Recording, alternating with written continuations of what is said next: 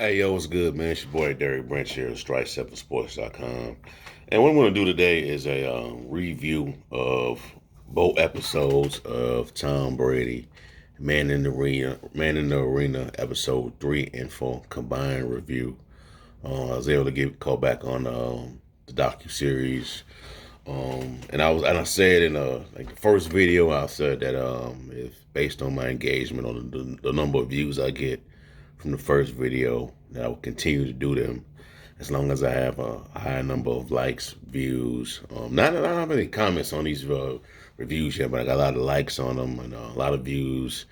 And the second one, review I did of episode, I think it was two, starting to pick up with the views and the likes as well. So I'm going to continue it. So I was able to watch episodes 3 and 4 of the Tom Brady Man in the Arena docuseries, and just want to share my thoughts on it and what I've observed from those episodes. So I'm gonna sum it up right now and talk about episode 3. And episode 3 was mainly about that that third Super Bowl that the Patriots won back in 2004, 2004 season. Now, like I was saying in the previous videos, that those Patriot teams bring back a lot of memories for me during my time growing up watching the football and watching football and how that dynasty came about.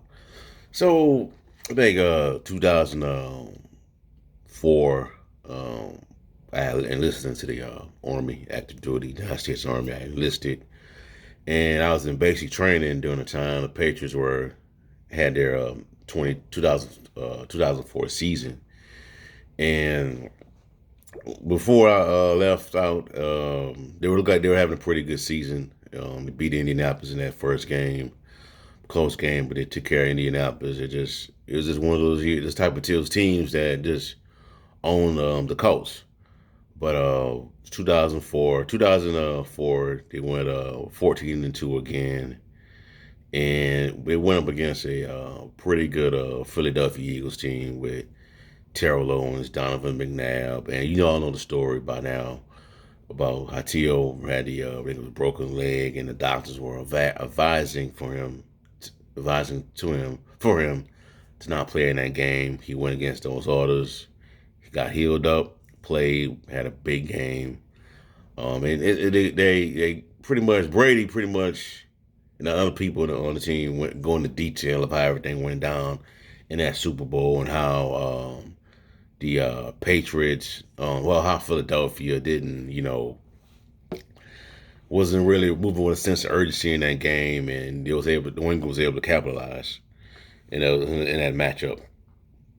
And what I like about this episode is that you get to see a little more about how the other players, what was their experience like playing with those Patriot teams back in the day. We got I think Mike Vrabel gets into the induction, gets into the conversation. Mike Vrabel, Teddy Bruschi was talking on there as well. Brady, I think Rodney Harrison. Yeah, he was. A lot of names started to come up in those later in the next episodes, next two episodes of the series, and it's good to get their sides of the story, get their viewpoints of how everything went down. Because usually with the Patriots dynasty is you really just hear about two names, and that's Brady and Belichick. Randy Moss, you really can't really say a lot about Randy Moss and his contributions to the dynasty, in my opinion, because the year that they did have him, they did win the Super Bowl.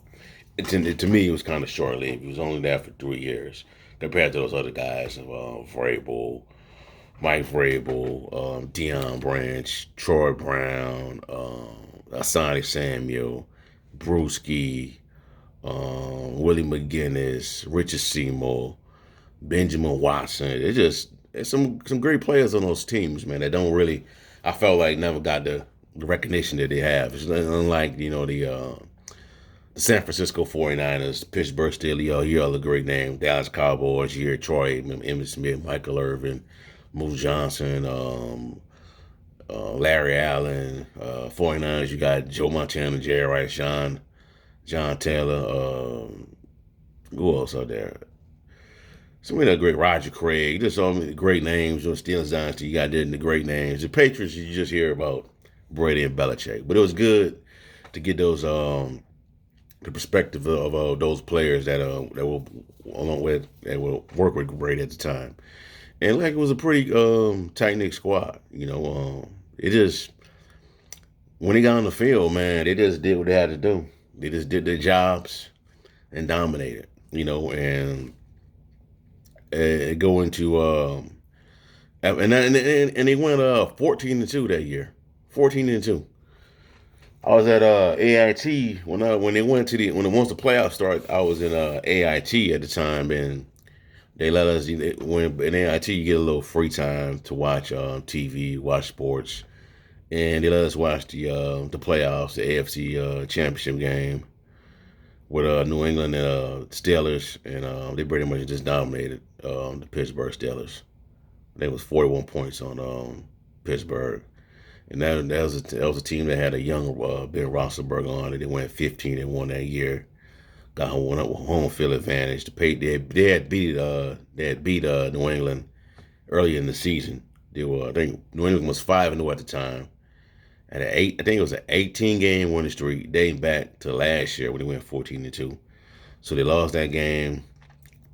I don't remember who they lost to in their second game of the season, but they went 14-2. Back-to-back seasons and won another Super Bowl. So they went 26 and I would say 28 and 4 in 2 seasons, man. 28 and 4. And I think next year they played not next year, but the following year. I think next year they really didn't talk about what happened that following year when they went to the playoffs, but they didn't make it. But they really didn't go into detail on that year. But in episode 4, it pretty much focused in on that 2006 season, no 2007 season, and the 2006 season when they lost to Indianapolis in the AFC Championship game when Peyton Manning finally was able to get over the hump, win a Super Bowl, and all that good stuff. But they talked about how they acquired Randy Moss in a trade. I think, yeah, they acquired him by trade, if I'm not mistaken. They got Randy Moss from the Raiders.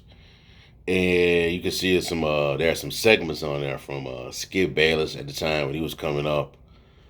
Pretty much was that 2007, 2006, 2007 was pretty much the years where we started to get introduced to that the whole embrace debate concept where you start seeing shows like Cold Pizza, certain segments on ESPN debating topics about the NBA and all that. And Skip Bayless had was talking about how he had doubts about how the Patriots could recover, bounce back from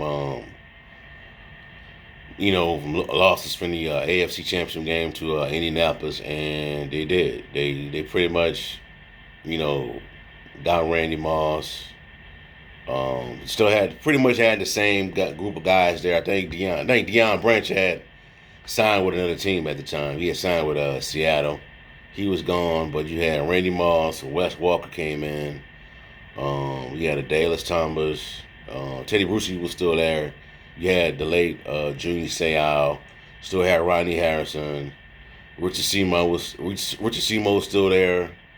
Running game. Yeah, Corey Dillon. Yeah, I think they had Corey Dillon was still with the team, but if I'm not mistaken, I'm not sure. Then they got that new running back, Lawrence Maroney. So you had Benjamin Watson, and they pretty much just ran through that 2007 season, went undefeated. I still remember it. They went undefeated, 17-0, 16. I think 17-0.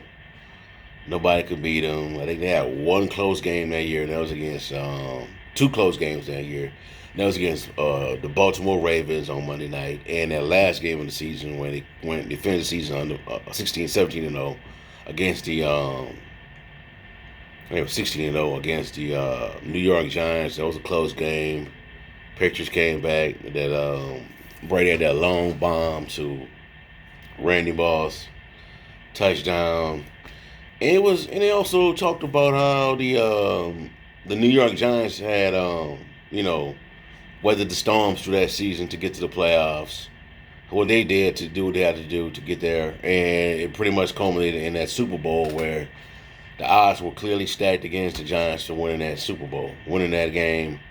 But they came in, they, you know, terrorized Brady for that entire game, put pressure on him, and really made it uncomfortable for Brady to get going with Randy Moss in that game. And what happened was the Giants ended up winning the Super Bowl that year.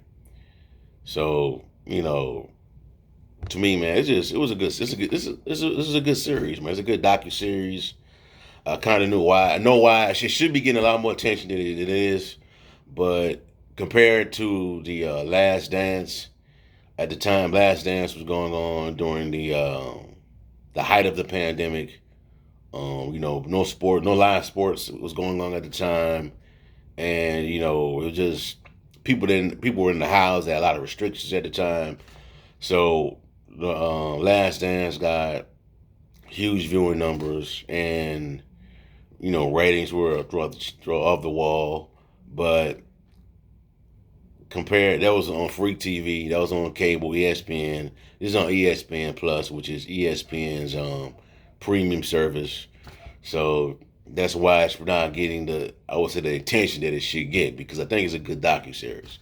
I like the fact, like I said, I like the fact that other players are getting the opportunity to share the perspective of how the dynasty started, how what they went through during those years, and like it's a pretty good team, man. Like a pretty nobody speaking ill will on each other, nobody hating on Brady, nobody hating Belichick. It's just everybody. It's just a tight knit group. It's series. So there you have it, man. Probably be back with the probably gonna check out episode 5, see where they take off from there, and share my thoughts on it. All right, so that's all I have for y'all for right now, man. Give me a like, a comment, subscribe to the channel. Let me know how you feel. Have you been watching the episodes of Tom Brady, man, the arena? What do you think about it? And also in the description box below, I'm gonna have the link to strike7sports.com for the latest content on NFL, the NBA, and much more. If you would like to listen to any more of my football related content, just check out my football talk playlist. Have a blessed day. Peace. I'm out.